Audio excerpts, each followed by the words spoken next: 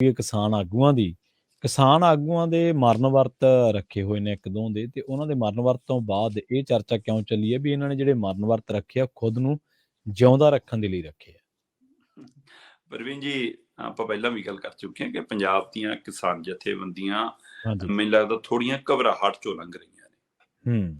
ਉਹਨਾਂ ਨੂੰ ਇਹ ਮਹਿਸੂਸ ਹੋ ਰਿਹਾ ਕਿ ਸ਼ਾਇਦ ਅਸੀਂ ਮੇਨ ਸਟ੍ਰੀਮ ਤੋਂ ਬਾਹਰ ਹੋ ਗਿਆ, ਸ਼ਾਇਦ ਅਸੀਂ ਲੋਕਾਂ ਦੀ ਨਜ਼ਰਾਂ ਤੋਂ ਓਝਲ ਹੋ ਗਏ, ਸ਼ਾਇਦ ਸਾਨੂੰ ਲੋਕ ਭੁੱਲ ਗਏ ਆ। ਸੋ ਇਸ ਲਈ ਇਸ ਭੁਲੇਖੇ ਦੇ ਵਿੱਚ ਉਹ ਲਗਾਤਾਰ ਚਰਚਾ 'ਚ ਬਣੇ ਰਹਿਣ ਦੇ ਲਈ ਮਤਲਬ ਵੱਖੋ ਵੱਖ ਮਜਬਾ ਲਾ ਰਹੇ ਆ, ਵੱਖੋ ਵੱਖ ਫੜੀ ਸਜਾ ਰਿਹਾ, ਵੱਖੋ ਵੱਖ ਹੱਟੀ ਲਾ ਰਿਹਾ। ਜਦੋਂ ਸਾਰਿਆਂ ਕੋਲ ਮੰਗ ਇੱਕੋ ਜਿਹੀ ਆ, ਮੁੱਦਾ ਇੱਕੋ ਜਿਹਾ, ਤੁਸੀਂ ਜਿੰਨੀਆਂ ਪੰਜਾਬ ਦੀਆਂ ਜਥੇਬੰਦੀਆਂ, ਕਿਸਾਨ ਜਥੇਬੰਦੀਆਂ ਧਰਨਿਆਂ ਤੇ ਨਿਕਲੀਆਂ ਨੇ, ਉਹਨਾਂ ਦੇ ਮੰਗ ਪੱਤਰ ਚੱਕ ਕੇ ਦੇਖੋ। ਉਹਨਾਂ ਦੇ ਵਿੱਚ ਗੁਲਾਬੀ ਸੁੰਡੀ ਵਾਲਾ, ਚਿੱਟੀ ਮੱਖੀ ਵਾਲਾ, ਗੰਨੇ ਦੀ ਅਦਾਇਗੀ ਵਾਲਾ, ਪਾਣੀ ਵਾਲਾ, ਪਰਾਲੀ ਵਾਲਾ, ਕਿਸਾਨ ਜਿਹੜੇ ਦਿੱਲੀ ਕਿਸਾਨ ਅੰਦੋਲਨ ਦੌਰਾਨ ਸ਼ਹੀਦ ਹੋਏ ਉਹਨਾਂ ਦੇ ਪਰਿਵਾਰਾਂ ਨੂੰ ਮੁਆਵਜ਼ੇ ਵਾਲਾ, ਪਰਚੇ ਰੱਦ ਕਰਾਉਣ ਵਾਲੀ ਗੱਲ, ਗੰਨੇ ਦਾ ਬਕਾਇਆ ਅਦਾ ਕਰਨ ਵਾਲੀ ਗੱਲ, ਝੋਨੇ ਨੂੰ ਜਿਹੜੀ ਮਤਲਬ ਕਿ ਕਹਿੰਦੇ ਜੀ ਉਹ ਚਾਈਨੀਜ਼ ਬਿਮਾਰੀ ਲੱਗੀ ਉਹਦੇ ਵਾਲਾ ਮਾਮਲਾ, ਫਿਰ ਕਣਕ ਦਾ ਝਾੜ ਘਟਣ ਦਾ ਉਹਦੇ ਮੁਆਵਜ਼ੇ ਵਾਲਾ। ਸੋ ਵੱਖਰੇ ਕੀ ਨੇ? ਸਾਰਿਆਂ ਦੀ ਮੰਗ ਬਸ ਉੱਪਰ ਥੱਲੇ ਆ। ਕਿਸੇ ਦੀ ਪਹਿਲੀ ਮੰਗ ਕੋਈ ਹੋਰ ਆ, ਕਿਸੇ ਦੀ ਤੀਜੀ ਮੰਗ ਕੋਈ ਹੋਰ ਆ, ਪਰ ਕੁੱਲ ਮਿਲਾ ਕੇ ਇੱਕੋ ਤਰ੍ਹਾਂ ਦੀਆਂ ਕਿਸਾਨੀ ਮਸਲਿਆਂ ਦੀਆਂ ਮੰਗਾਂ ਨੇ। ਫਿਰ ਜਦੋਂ ਮੰਗਾਂ ਇੱਕੋ ਨੇ ਤੇ ਇਹਨਾਂ ਜਥੇਬੰਦੀਆਂ ਮੂਹਰੇ ਇੱਕ ਵੱਡੀ ਉਦਾਹਰਨ ਪਈ ਹੈ ਕਿ ਦਿੱਲੀ ਇਕੱਠੇ ਸੀ ਤਾਂ ਜਿੱਤੇ ਸੀ। ਬਿਲਕੁਲ ਸਹੀ। ਤੇ ਇੱਥੇ ਇਕੱਠੇ ਕਿਉਂ ਨਹੀਂ? ਇੱਥੇ ਇੱਕ ਸੁਰ ਕਿਉਂ ਨਹੀਂ? ਜੇਕਰ ਦਿੱਲੀ ਇਕੱਠੇ ਰਹਿ ਸਕਦੇ ਹੋ ਜੀ, ਉੱਥੇ ਦਿੱਲੀ ਵੀ ਤਾਂ ਮੁੱਦਾ ਬਣਿਆ ਸੀਗਾ ਜੀ, ਆਹ ਸਿੱਖ ਸੰਗਠਨ ਨੇ ਜੀ, ਆਹ ਕਾਮਰੇਡ ਸੰਗਠਨ ਨੇ ਜੀ, ਆਹ ਲਾਲ ਝੰਡੇ ਵਾਲੇ ਨੇ ਜੀ, ਆਹ ਪੀਲੇ ਝੰਡੇ ਵਾਲੇ ਨੇ ਜੀ, ਆਹ ਚਿੱਟੇ ਝੰਡੇ ਵਾਲੇ ਨੇ ਜੀ, ਇਹ ਆਹ ਫਲਾਣੀ ਪਾਰਟੀ ਨਾਲ ਸੰਬੰਧਿਤ ਨੇ ਜੀ, ਪਰ ਇਕੱਠੇ ਰਹੇ ਨਾ।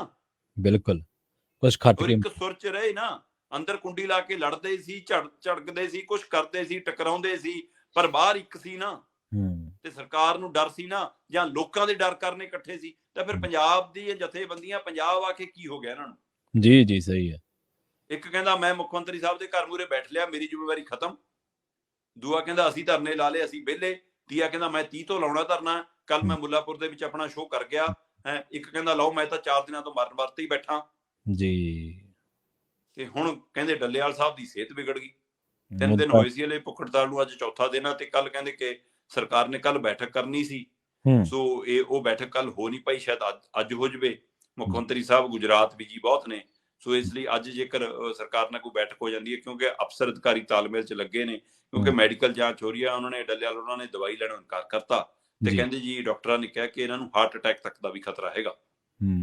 ਸੋ ਉਸ ਮਾਮਲੇ ਨੂੰ ਲੈ ਕੇ ਹੁਣ ਡੱਲੇਵਾਲ ਨਾਲ ਤਾਲਮੇਲ ਕਰਨ ਦੀ, ਡੱਲੇਵਾਲ ਕਹਿੰਦੇ ਕਿ ਜਿਵੇਂ ਬੀਜੇਪੀ ਜਿਹੜੇ ਰਾਹ ਤੇ ਸੀ ਉਸੇ ਰਾਹ ਦੇ ਉੱਤੇ ਹੁਣ ਕਹਿੰਦੇ ਕਿ ਮਤਲਬ ਕਿ ਇਹ ਆਮ ਆਦਮੀ ਪਾਰਟੀ ਸਰਕਾਰ ਵੀ ਚੱਲ ਪਈ, ਇਸ ਲਈ ਸਾਨੂੰ ਭੁੱਖ ਹੜਤਾਲ ਕਰਨੀ ਪਈ ਜਾਂ ਮਰਨ ਵਰਤੇ ਬੈਠਣਾ ਪਿਆ। ਤੇ ਕੁਝ ਧਿਰਾਂ ਇਹ ਵੀ ਕਹਿੰਦੀਆਂ ਨੇ ਕਿ ਡੱਲੇਵਾਲ ਸਾਹਿਬ ਕਿਸਾਨੀ ਮੰਗਾਂ ਤੁਸੀਂ ਜਿਹੜੀਆਂ ਤੇ ਬੈਠੇ ਹੋਏ ਤਾਂ ਤੁਸੀਂ ਲਿਖਤੀ 'ਚ ਪ੍ਰਵਾਨ ਕਰਾ ਲਿਆ ਸੀ ਮਾਨ ਸਾਹਿਬ ਨੂੰ ਜੱਫੀ ਪਾ ਕੇ।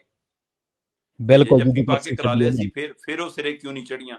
ਕੀ ਇਹ ਜੱਫੀ ਉਹੀ ਜਿਹੀ ਸੀ ਜਿਹੋ ਜੀ ਰਾਜੇਵਾਲ ਦੀ ਬਰਫੀ ਸੀ? ਕੀ ਇਹ ਜੱਫੀ ਉਹੀ ਜਿਹੀ ਸੀ, ਜਾਂ ਇਹਦੇ ਪਿੱਛੇ ਕਹਿੰਦੇ ਪੜਦੇ ਦੇ ਉੱਤੇ ਕੁਝ ਪੱਕ ਰਿਹਾ ਸੀਗਾ ਕਿ ਰਸ ਵਾਲੀ ਚਰਚਾ ਖੂਬ ਚੱਲਦੀ ਹੈ ਕਿ ਭੇਜਣਾ ਸੀ, ਉਹ ਭੇਜਿਆ ਨਹੀਂ, ਉਹ ਗੁੱਸਾ ਹੈ ਜੀ। ਤੇ ਇੱਧਰ ਰਾਜੇਵਾਲ ਸਾਹਿਬ ਹੋਰੀ ਤਾਂ ਮੁੱਖ ਮੰਤਰੀ ਬਣ ਰਹੇ ਸੀ, ਮੁੱਖ ਮੰਤਰੀ ਬਣਦੇ ਬਣਦੇ ਕਿਤੇ ਗਵਾਚ ਗਏ, ਤੇ ਹੁਣ ਉਹਨਾਂ ਨੂੰ ਪਾਣੀਆਂ ਦਾ ਵੀ ਫਿਕਰ ਜਾਗ ਗਿਆ। ਉਹਨਾਂ ਨੂੰ ਪੰਜਾਬ ਦੀ ਮੁਸ਼ਤਰਕਾ ਮਾਲਕਾਨਾ ਜ਼ਮੀਨਾਂ ਦਾ ਮਸਲਾ ਵੀ ਜਾਗ ਗਿਆ। ਇਹ ਮਸਲਾ ਪੰਜਾਬ ਦੀ ਸਰਕਾਰ ਲਈ ਵੀ ਵੱਡਾ ਬਣ ਸਕਦਾ।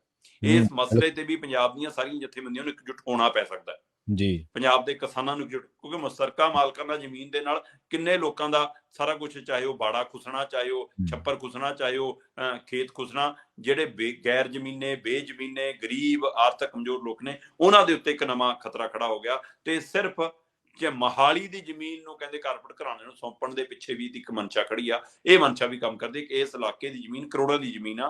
ਕਿਸੇ ਸਮੇਂ ਕੈਪਟਨ ਨੇ ਵੀ ਇਹ ਕਹਿੰਦੇ ਸ਼ਰਾਰਤ ਕਰਨ ਦੀ ਕੋਸ਼ਿਸ਼ ਕੀਤੀ ਸੀ, ਤੇ ਹੁਣ ਉਹੀ ਰਾਹ ਦੇ ਉੱਤੇ ਮਾਨ ਸਰਕਾਰ ਪੈ ਰਹੀ ਆ। ਸੋ ਇਸ ਲਈ ਇਹ ਵੱਡਾ ਮਾਮਲਾ ਬਣਦਾ। ਇਹਦੇ ਉੱਤੇ ਕੀ ਜਥੇਬੰਦੀਆਂ ਇਕੱਠੀਆਂ ਹੋਣਗੀਆਂ? ਸੋ ਇਹ ਧਰਨੇ, ਇਹ ਮੁਜ਼ਾਹਰੇ, ਇਹ ਭੁੱਖ ਹੜਤਾਲ, ਇਹ ਰੈਲੀਆਂ, ਇਹ ਪੱਕਾ ਮੋਰਚਾ, ਇਹ ਕੱਚਾ ਮੋਰਚਾ, ਕੀ ਕਿਸਾਨੀ ਮਸਲੇ ਹੱਲ ਕਰਾਉਣ ਲਈ ਆ? ਇਹ ਮਰਨ ਵਰਤ ਕੀ ਕਿਸਾਨੀ ਮਸਲੇ ਹੱਲ ਕਰਾਉਣ ਲਈ ਆ, ਜਾਂ ਖੁਦ ਨੂੰ ਜਿਉਂਦਾ ਰੱਖਣ ਲਈ ਆ? ਇਹ ਲੋਕਾਂ 'ਚ ਚਰਚਾ ਛਿੜ ਗਈ ਆ ਪ੍ਰਵੀਨ ਜੀ। ਬਿਲਕੁਲ ਇਹ ਗੱਲ ਸੱਚ ਹੈ ਸ਼ਰਮਾ ਜੀ, ਕਿ ਸੰਘਰਸ਼ੀਲ ਧਿਰਾਂ ਨੂੰ ਆਪਣੀ ਭਰੋਸੇਯੋਗਤਾ ਕਾਇਮ ਰੱਖਣ ਦੇ ਲਈ ਬਹੁਤ ਵੱਡੀ ਜਦੋਜਹਿਦ ਕਰਨੀ ਪੈਂਦੀ। ਸੰਘਰਸ਼ੀਲ ਆਗੂਆਂ ਦੀ ਸਮਾਜ ਦੇ ਵਿੱਚ ਮਰਿਆਦਾ, ਕਹਿੰਦੇ ਸਮਾਜ ਦੇ ਵਿੱਚ ਉਹਨਾਂ ਦਾ ਸਤਿਕਾਰ ਉਹਨਾਂ ਚਿਰ ਹੀ ਬਰਕਰਾਰ ਰਹਿੰਦਾ ਜਿੰਨਾ ਚਿਰ ਉਹ ਕਿਸੇ ਸਤਿਕਾਰ ਦੇ ਰਾਹ ਤੇ ਚੱਲਦੇ ਆ। ਜਿੰਨਾ ਚਿਰ ਉਹ ਆਪਣੇ ਐਥਿਕਸ, ਆਪਣੇ ਸਿਧਾਂਤ, ਅਸੂਲ ਤੋਂ ਪਿੱਛੇ ਨਹੀਂ ਹਟਦੇ। ਜਦੋਂ ਉਹ ਥਿੜਕਦੇ ਨੇ, ਫਿਰ ਇਕੱਲੇ ਸੰਘਰਸ਼ ਦੀ ਢਾਹ ਨਹੀਂ ਲੱਗਦੀ, ਫਿਰ ਜਦੋਂ ਉਹ ਜਿਹੜੀਆਂ ਧਿਰਾਂ ਖਾਤਰ ਸੰਘਰਸ਼ ਲਾ ਰਹੇ ਆ, ਉਹਨਾਂ ਦੇ ਮਨੋਬਲ ਨੂੰ ਵੀ ਢਾਹ ਲੱਗਦੀ ਹੈ, ਤੇ ਜਿਹੜੀਆਂ ਧਿਰਾਂ ਦੇ ਵਿਰੁੱਧ ਸੰਘਰਸ਼ ਕਰ ਰਹੇ ਹੁੰਦੇ ਆ, ਉਹ ਧਿਰਾਂ ਹਾਵੀ ਹੋ ਜਾਂਦੀਆਂ। ਸੋ ਇਹਨਾਂ ਚੀਜ਼ਾਂ ਦੇ ਮਾੜੇ ਸਿੱਟੇ ਕਿਤੇ ਪੰਜਾਬ ਦੀ ਕਿਸਾਨੀ ਨੂੰ ਭੁਗਤਣੇ ਨਾ ਪੈ ਜਾਣ।